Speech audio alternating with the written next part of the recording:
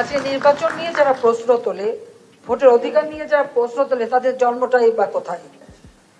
অবৈধভাবে হত্যাকুর ষড়যন্ত্রের মধ্যে দিয়ে ক্ষমতা দখলকারী তাদের পকেট থেকে বের হওয়ার যে রাজনৈতিক দল, তাদের কাছে এখন গণতন্ত্রের সবক শুনতে হয়, ভোটের অধিকারের কথা শুনতে হয়। যারা হ্যাঁ না ভোট দিয়ে মানুষের ভোট চুরি শুরু করেছিল, এরপরে রাষ্ট্রপতি নির্বাচন, তারপরে জাতীয় সংসদ নির্বাচন, 1981 সালের রাষ্ট্রপতি নির্বাচন, বা প্রত্যেকটা নির্বাচনই তো আমরা দেখেছি কিভাবে জনগণের ভোট নিয়ে খেলা হয়।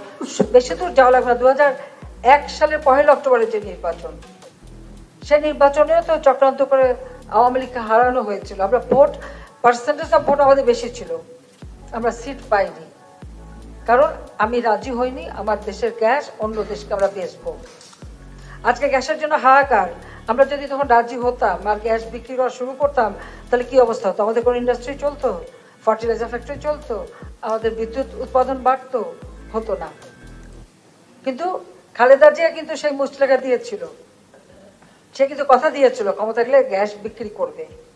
আমি শুধু একটু বলছিলাম যে আল্লাহ তাআলা জন বুঝে ধন দেয়, ও খালেদা জিয়া কথা দিয়েছে গ্যাস বিক্রি করবে, গ্যাস পাবেই না। তাদের আমলে কিন্তু গ্যাস কোনো কূপ খনন করেও গ্যাস পায়নি।